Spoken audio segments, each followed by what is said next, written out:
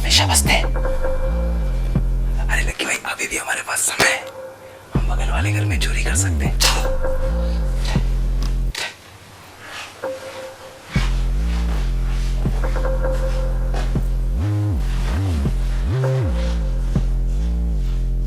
अरे आना।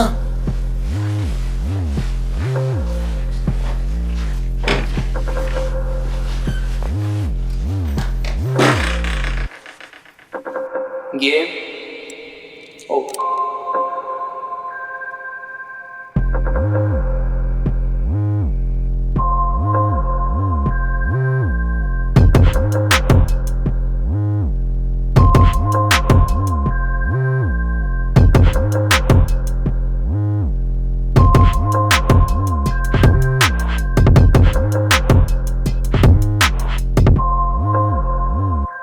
लकी भाई इस बार तो लंबे फंसे हैं।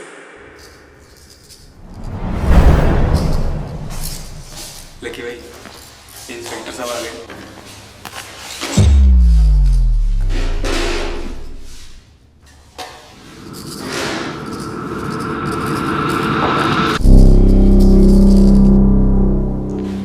तो बताओ मर्डर क्यों किया?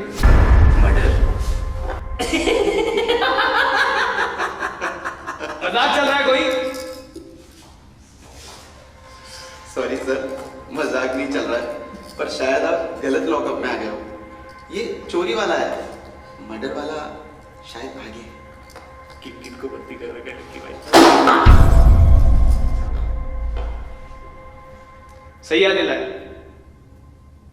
जब तुम लोगों ने चोरी कर ही ली थी तो मर्डर क्यों किया? ठीक है सर, मैं आपको बताता हूँ कि क्या हुआ था। हम मेन डोर से घर के अंदर घुसे। मैं मालिक के कमरे में गया और छोटू को ऊपर वाले कमरे में भेजा तलाशी के लिए। मैं जैसे ही मालिक के कमरे में गया वो वहां सो रहे थे। मौत की नींद। हाँ भाई। मुझे वहां कुछ नहीं मिला। जैसे ही छोटू नीचे आया मैंने इसे गुस्से में धक्का दिया और ये सीधा मालिक के ऊपर जाके गिरा। फिर हमने बगल वाले घर में चोरी का प्लान बनाया और हम जैसे ही निकल रहे थे आप वहां खड़े थे। तुझे बहुत हंसी आ रही है। सर इसमें इसकी कोई गलती नहीं है, इसका पेज बचपन में ही गिर गया था। मतलब इसमें इंसान को ऐसी बीमारी होती है जिसमें डर का एहसास ही नहीं होता। लकी भाई आप एक चीज तो भूल ही गए। पूछो क्या? क्या? डिटेलिंग लकी भाई, डिटेलिंग। हम आपको बताते हैं इंस्पेक्टर साहब एग्जैक्टली हुआ क्या था। तो चलिए शुरू से स्टार्ट करते हैं इंस्पेक्टर साहब। हुआ कुछ ऐसा कि मैं और लक्की भाई मेन डोर से घर के अंदर एंटर हुए। लक्की भाई ने दोनों हाथों से अपना मास्क नीचे किया और उल्लू की तरह गर्दन घुमा के इधर उधर देखा। उसके बाद उन्होंने आगे की ओर बढ़ने का फैसला किया। मैं ठीक उन्हीं के पीछे दरवाजे से बाहर जाग के ये जानने की कोशिश कर रहा था कि कोई हमारा पीछा तो नहीं कर रहा। उसके बाद मैंने अपना मास्क नीचे किया, सामने की ओर देखा और जेब से फोन निकालकर समय चेक किया। उस समय ठीक 12 बज रहे थे। मैंने धीरे से दरवाजा बंद किया और दबे पांव आगे की ओर बढ़ा। लक्की भाई ने उसी समय इशारा करके मुझे बुलाया और मैं जैसे ही लक्की भाई के पास पहुंचा उन्होंने बताया कि मैं मकान मालिक के कमरे में और तू ऊपर वाले कमरे में जाएगा। दबे पांव लक्की भाई मकान मालिक के कमरे में पहुंचे। उन्हीं के ठीक पीछे से निकलकर मैं सीढ़ियों के पास पहुंचा। मैंने बड़ी ही सावधानी के साथ सब तरफ देखते हुए धीरे धीरे सीढ़ियां चढ़ना चालू करा। मैं जैसे ही सीढ़ियां चढ़कर ऊपर पहुंचा मैंने इधर उधर देखा और कमरे में घुसने से पहले जेब में हाथ डालकर अपना फोन समय चेक करने के लिए निकाला। उसमें ठीक 12:05 हो रहे थे और कमरे की ओर बढ़ गया। जैसे ही मैं कमरे में पहुंचा वहां पे काफी अंधेरा था। मैंने पूरा कमरा अच्छे से देखा और पास पड़े लैंप को ऑन कर दिया। उसके बाद मैंने सामने बनी अलमारी की ओर तेजी से अपने कदम बढ़ाए। मैंने उस अलमारी को जाके खोला और उसे ऊपर से लेकर नीचे तक, दाएं से लेकर बाएं तक पूरा अच्छी तरीके से छाना, लेकिन मुझे वहां कुछ नहीं मिला। मैंने उस अलमारी को बंद करा और अफसोस जताते हुए दूसरी अलमारी की तरफ अपने कदम बढ़ाए। मैंने दूसरी अलमारी जैसे ही खोली मैंने उसे ऊपर से लेकर नीचे तक, दाएं से लेकर बाएं तक हर तरीके से छाना, लेकिन मुझे उसमें भी कुछ नहीं मिला। मैंने दोबारा अफसोस जताया और बेड के नीचे और टेबल के नीचे चेक करा, लेकिन मुझे वहां पे भी कुछ नहीं मिला। उसके बाद मैंने अपने कदमों को आगे की ओर बढ़ा लिया। मैं कमरा देखते हुए जैसे ही आगे बढ़ रहा था मुझे इस चीज का एहसास हुआ कि जिस दरवाजे के आगे मैं खड़ा हूँ वो और कुछ नहीं बाथरूम है। वहां से बहुत गंदी बदबू आ रही थी, इसीलिए मैंने बाथरूम की तलाशी नहीं ली और बदबू इतनी ज्यादा होने के कारण मुझे उल्टी होने ही वाली थी। कि तभी मैंने नीचे जाने का फैसला किया। मैं कमरे से निकलकर जैसे ही सीढ़ियों के पास पहुंचा, दोबारा बड़ी ही सावधानी के साथ मैंने इधर उधर देखते हुए धीरे धीरे सीढ़ियां उतरना शुरू किया। सीढ़ियां उतरते दौरान मेरी नजरें हर तरफ थी। सीढ़ियां उतरते उतरते जैसे ही मैं नीचे पहुंचा, मैंने एक नजर आगे वाले कमरे को देखा और जेब में हाथ डालकर फोन निकाला समय देखने के लिए। उस समय फोन में ठीक 12:07 हो रहे थे। मैंने फोन बंद कर वापस जेब में रखा और टॉर्च ऊपर करके इधर उधर देखते हुए आगे की ओर बढ़ा। मैं जैसे ही मकान मालिक के कमरे में पहुंचा, वहां पे मुझे लक्की भाई मिल गए। लक्की भाई ने गुस्से में मुझे धक्का दिया और मैं सीधा गिरा मकान मालिक के ऊपर जाके। लक्की भाई ने मेरी कॉलर पकड़कर मुझे खड़ा किया और ठीक उसी वक्त मैंने लक्की भाई को समझाया, लकी भाई अभी भी हमारे पास समय है, हम दूसरे घर में चोरी कर सकते हैं, चलो। ये बात कर हम मेन डोर की ओर जाने लगे। जैसे ही हम आगे वाले कमरे में पहुंचे, लक्की भाई ने बड़े ही गुस्से में मुझे कहा, जल्दी आ जल्दी आ। मैं जैसे ही लक्की भाई के पास पहुंचा, मैंने एक आखिरी बार जेब से फोन निकालकर समय चेक करा। उस समय ठीक 12:15 हो रहे थे। जैसे ही मैंने फोन को जेब में रखा और नजरें ऊपर करी, सामने आप खड़े थे। आपने किसी हीरो की तरह हम पे बंदूक तान दी। क्या बात है छोटू, हर चीज की टाइमिंग याद है। लेकिन इंस्पेक्टर साहब, लकी भाई, मेरे अकॉर्डिंग वहां पे कोई चौथा बंदा भी था जिसने ये सब किया है। अच्छी कहानी। अब एक कहानी मैं सुना। तो हुआ कुछ ऐसा होगा कि ठीक 12 बजे तुम लोग घर में घुसे और 12:05 पे तुम लोगों ने घर की तलाशी लेना चालू करी। और उसी वक्त विक्टिम को यह एहसास हुआ कि घर में उसके अलावा भी कोई और है। उसने पुलिस को फोन किया और मौका पाते ही सेल्फ डिफेंस में तुम लोगों पर हमला कर दिया। और माहौल की गर्मा गर्मी में तुम लोगों ने उसकी गला दबाकर हत्या कर दी। उसे बिस्तर पर लेटाया और वहां से भागते वक्त दरवाजे पे मैं तुम्हें मिल गया। समय था 12:15। वाह वाह, क्या कहानी थी। चुप हो जा। लेकिन मैं तुम्हें 2 चीजें बताना चाहूंगा। पहली चीज, विक्टिम ने जिसे 12:05 पे कॉल किया था वो और कोई नहीं, मैं था। वो मेरे बचपन का दोस्त कबीर सक्सेना था।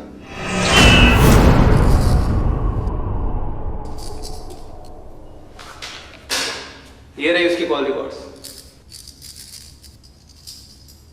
और दूसरा, कत्ल करने के बाद चोरी का माल कहां छुपा है? अरे माल माल? कौन सा माल? इधर। अरे वो तो गया, तेरा बता माल है। प्लीज छोड़ दो सर, हमने कुछ नहीं किया सर प्लीज छोड़ दो सर। जिंदगी में बढ़ जाएगी। जय हिंद सर। बोल। सर ये लीजिए लाश की फॉरेंसिक रिपोर्ट।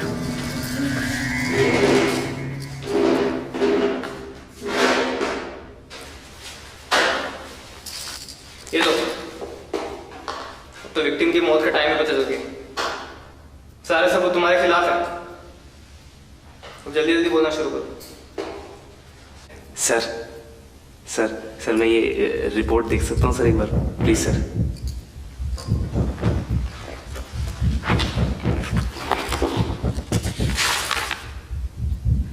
लकी भाई ये देखो।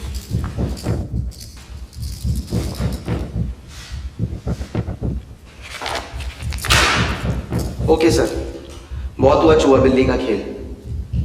हम ठीक 12 बजे घर में घुसे। 12:05 पे विक्टिम ने आपको कॉल किया। 12:07 पे विक्टिम ने जैसे ही हम पे हमला किया, हमने उसके मुंह को तकिए से दबाकर उसकी हत्या कर दी। एक मिनट। मौत मुंह को तकिए से दबाने के कारण नहीं हुई, गला दबाने के कारण हुई। बिल्कुल वैसे ही ना सर, जैसे मौत का समय 12:05 नहीं 11:55 है। आपको एक चीज बताऊं सर, इस वक्त इस रूम में 2 बेवकूफ मौजूद है। एक आप और दूसरा ये, यानी मेरे प्यारे लक्की भाई। आप, क्योंकि आपने उस इंसान का कॉल 12:05 पे रिसीव किया जो ऑलरेडी 11:55 में मर चुका है, और ये जिन्होंने उस इंसान का कत्ल 12/7 पे किया जो ऑलरेडी 11/55 में मर चुका है ना कमाल की बात। अब आपको मैं एक कहानी सुनाता हूँ, ये वाली एकदम सच्ची है। तो हुआ कुछ ऐसा कि हम ठीक 12 बजे उस घर के अंदर एंटर हुए। लकी भाई ने मुझे 12:05 पे ऊपर वाले कमरे की तलाशी लेने के लिए भेजा। मैं जैसे ही 12:07 पे नीचे आया, इन्होंने मुझे गुस्से में धक्का दिया। मैं सीधा विक्टिम के ऊपर जाके गिरा। उसके बाद हमने बगल वाले घर में चोरी करने का प्लान बनाया और जैसे ही हम मेन गेट पे पहुंचे, सामने आप खड़े थे। तो इसमें नया क्या है? ये तो वही कहानी थी जो तुमने शुरुआत में सुनाई थी। बिल्कुल सर बिल्कुल, बस अंतर इतना है कि उस वक्त वहां पे हम दो के अलावा कोई एक इंसान और मौजूद था। एक मिनट, जिंदा या मुर्दा? जिंदा लकी भाई, जिंदा। और आपको एक चीज बताऊं, वो और कोई नहीं, आप ही हैं इंस्पेक्टर साहब। आपने ही अपने दोस्त का कत्ल किया है।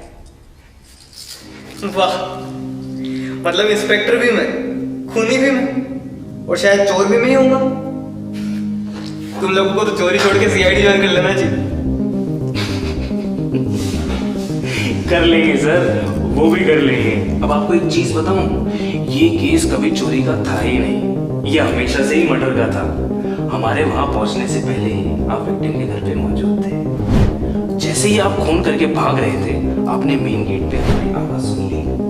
आपको इस सारी परेशानी से निकलने का एक रास्ता नजर आया। आपने ठीक 12:05 पे विक्टिम के फोन से अपने फोन पे कॉल किया और आपकी बहुत सुंदर घड़ी है सर। यही घड़ी मैंने उस रात लाश के बगल में देखी थी जब लक्की भाई ने मुझे धक्का दिया था और मैं विक्टिम के ऊपर जाके गिरा था। Congratulation sir, case solved. अब ये भी बता दीजिए, कत्ल क्यों किया? साबित कैसे करोगे ये सब मैंने किया है? बच्चों जैसे सवाल मत करिए सर।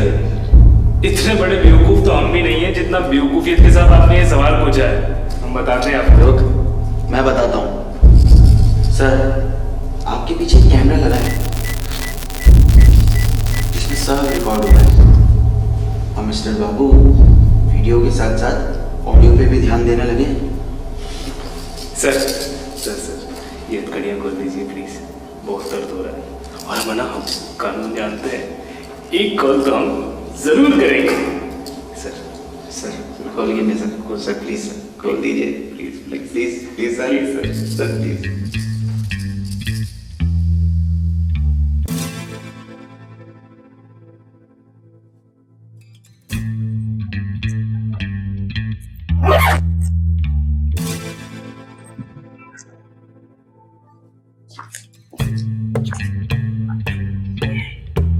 ले छोटू, खोले से। ये क्या है लकी भाई? ये कहां से आए? एक रात में दूसरी चोरी भी कर ली और मुझे बताया था तुमने। छोटू, आज के बाद ऐसा कोई घर मत ढूंढना जिसके मालिक का दोस्त पुलिस वाला हो। वो सब तो ठीक है लक्की भाई, लेकिन पैसा कहां से आया? मैं तुझे एक कहानी सुनाता हूँ, ध्यान से सुनना।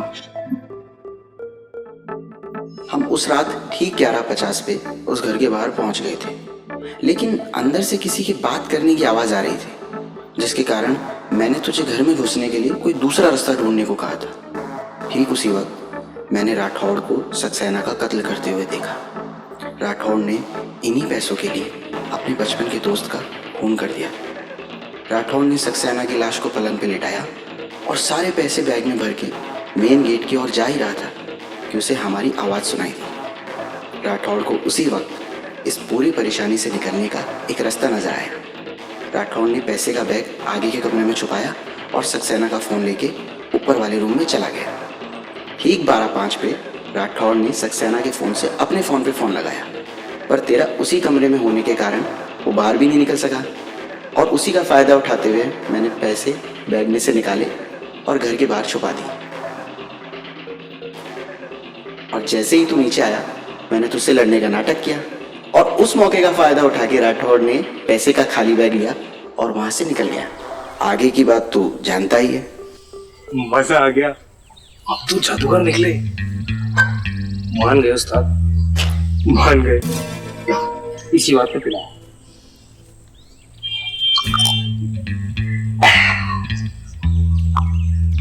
उस बेचारे को तो ये भी नहीं पता कि जो बैग वो लेके गया है वो खाली है।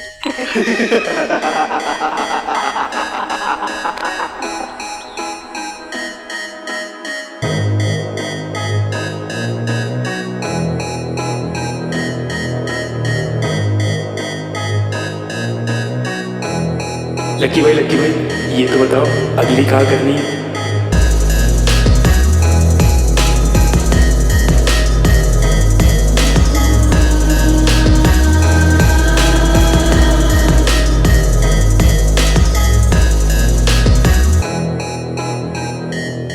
Welcome back guys, I hope आपको वीडियो अच्छी लगी हो। अगर वीडियो अच्छी लगी है तो लाइक करें, सब्सक्राइब करें, शेयर करें और आपका जो भी रिव्यू है वो हमें कमेंट सेक्शन में कमेंट करके ज़रूर बताएं। कर दो यार, बहुत मेहनत लगती है। एक चीज़ और, इस बार हम पूरी कोशिश करेंगे कंटिन्यूटी बनाने के लिए, इसलिए हमसे जुड़े रहने के लिए घंटा ज़रूर दबाएं।